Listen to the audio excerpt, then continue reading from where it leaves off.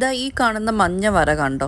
ഇത് നിങ്ങൾ ജപ്പാനിൽ വന്നു കഴിഞ്ഞാൽ പ്രധാനപ്പെട്ട എല്ലാ പബ്ലിക് സ്ഥലങ്ങളിലും ഇതിങ്ങനെ വ്യാപിച്ച് കിടക്കുന്നത് കാണാൻ പറ്റും കേട്ടോ.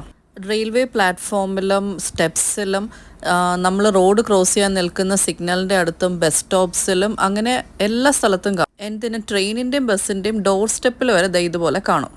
ഇത് വെറും ഒരു മഞ്ഞ വരയല്ല കേട്ടോ. കണ്ണ് കാണാൻ പറ്റാത്തവർക്കും ചെറിയ കാഴ്ചശക്തി മാത്രമുള്ള ആളുകൾക്കും വേണ്ടി പ്രത്യേകം ഡിസൈൻ ചെയ്തിരിക്കുന്ന ടാക്ടൈലാണ്. തെൻജി എന്നാണ് ഇതിന് ജാപ്പനീസിൽ പറയുന്നത്. ബ്രൈൽ ലിപിക്കാണ് ഇവിടെ തെൻജി എന്ന് പറയുന്നത്. 60കളിൽ മിയാക്കി എന്ന് പറയുന്നൊരു ജാപ്പനീസ് ആളാണ് ബ്രൈൽ ലിപിന്ന് ഇൻസ്പയർഡ് ആയിട്ട് ഈ ടൈല് ഇൻവെൻറ്റ് ചെയ്യുന്നത്. പിൽക്കാലത്ത് ഒരുപാട് രാജ്യങ്ങൾ ഇത് ഉപയോഗിക്കാൻ തുടങ്ങി.